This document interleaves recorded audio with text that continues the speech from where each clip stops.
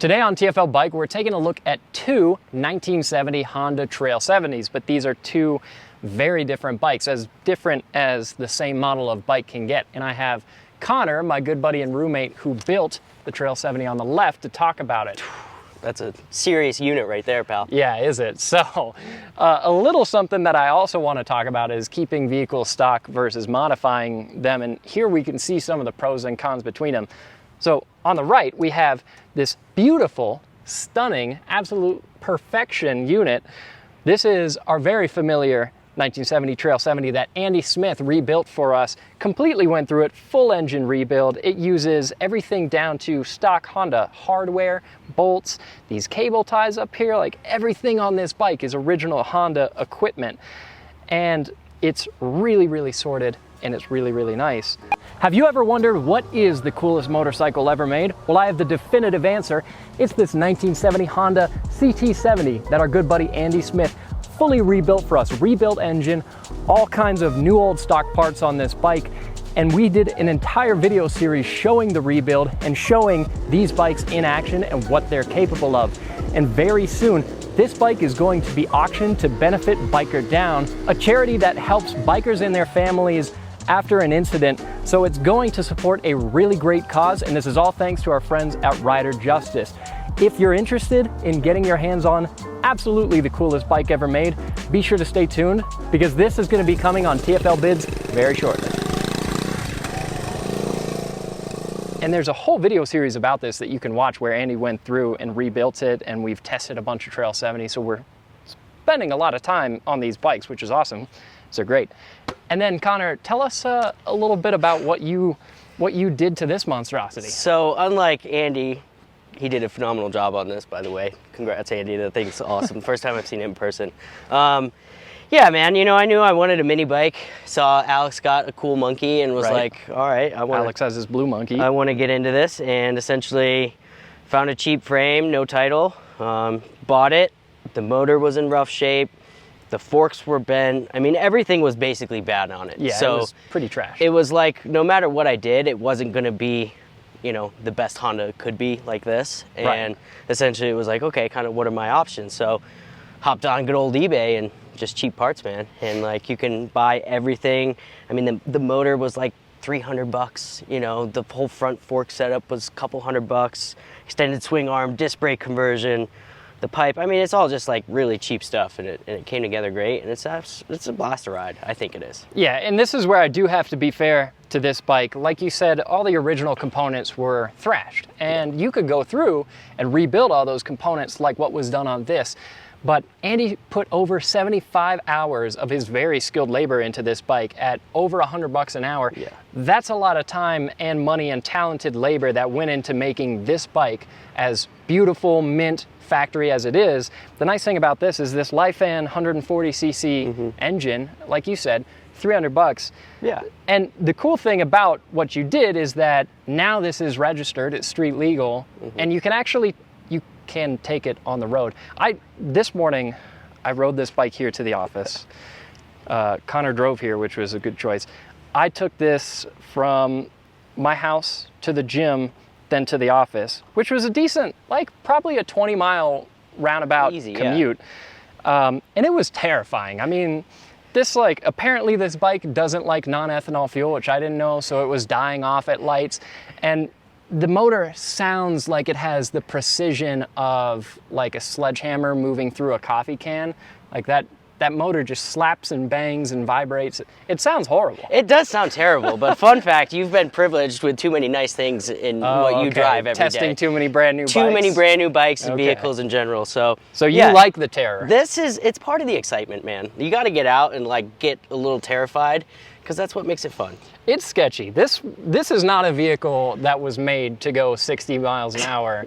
It has neither the wheelbase nor the wheel diameter to do what I did on it today and what you do on it. I've been back and forth because my office is also in Boulder, so I've been back and forth from the house, which again is, 10 plus miles each way, for probably 6 or 7 times now, and it's been perfectly fine. Haven't never had it die at a light. Yeah. So I think it's probably just You haven't poor lost riding. your life a single time. Your poor riding while ability yeah. is what the real issue is. Yeah. So. Yeah. So if we take a little bit closer of a look at some of the components here, you did at least put legitimate brakes on it.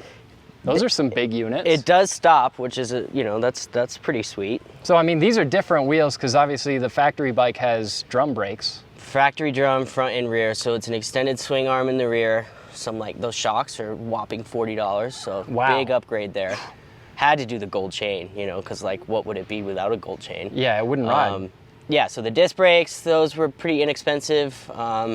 All new tires, new wheels. You got an oil cooler. Look at how much care you put into keeping this motor healthy. Did you do a extensive break-in process to make sure that it wasn't going to thrash itself? I kept the factory Chinese oil in it, and actually after talking to Andy about it, he laughed. I guess that oil has like, the properties of water essentially. Yeah. And basically broke it in on that oil, and when I drained it, I mean it was a nice. Was it metallic, as much metal as there was oil? Oh, for sure. Yeah. So it's really broken in quite well now. But it's the disposable camera of engines, so it's like if it blows up, who cares? That is kind of the nice thing is at $300-something, if this motor blows, it's not like a rare piece of gold that you can't replace. You could just sauce another one on there. Yeah. You put a K&N filter on it. It's that. I mean, that was an extra couple horse, dude.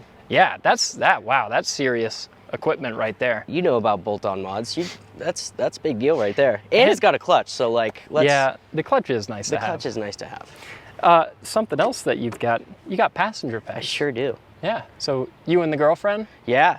And she handles it just fine. Wow. So this has got enough torque powers for you and the girlfriend to ride. I know, hard to believe, right? I mean, realistically, we've only ever gone probably half a mile, so that's all I would want to do with a passenger. I wouldn't want to go all the way to Boulder with one, but hey, it works. Also, something that I just noticed personally is you've got a really nice clutch lever and gauge. Where'd you get those from? Oh yeah, that was donated from Case's Honda CB build. Wow. So my bike is even donating parts to this. Yeah, at least I asked. Yeah, that's true. You did. At least you asked to do this video today too, so. Yeah, so these are two very, very different kinds of bikes. Both cool in the way that they're done for very different reasons. Again, what you want to use this for is you want to be able to use it around our town, which realistically most of the roads around us are not that fast. Yeah. I mean, our town of Lafayette is a pretty low-key spot. So having this street legal and able to do that, it's nice because you could take it to a restaurant. This is more of a trail bike, take it camping. Right. I mean, you could probably make this street legal, but it's just not an ideal bike to ride on the street. The thing that I do like a lot about this bike is how nice it sounds, how nice it runs. Look at that, cold, starts right up. Sounds like to a that. sewing machine. Isn't that such a nice sound? Yeah. It's just, here, I'll point my microphone at it. Oh, wow. That's so cherry. Meanwhile, This guy, Connor's monstrosity. let's see if it starts. Let's see if it starts or if it kicks in.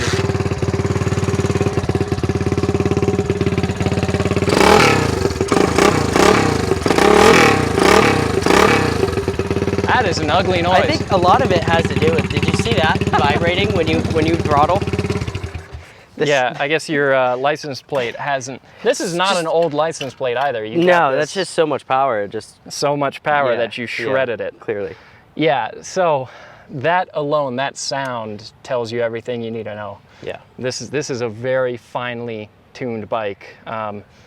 This is An eBay special. an eBay special. Yeah. It's a little dangerous, but also it is fun. Yeah, It rocks wheelies. it does rock. Even though wheelies. Andy can rock wheelies super Way better hard than I on, can, yeah, on but- factory CT70s. I mean, realistically, who else can rock a wheelie on a Trail 70 like Andy? No one. Not many. I haven't seen anyone do it. Let's Yeah. just say that.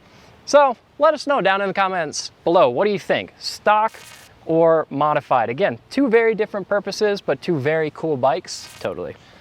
So yeah, let us know what you think, and we'll see you in the next video.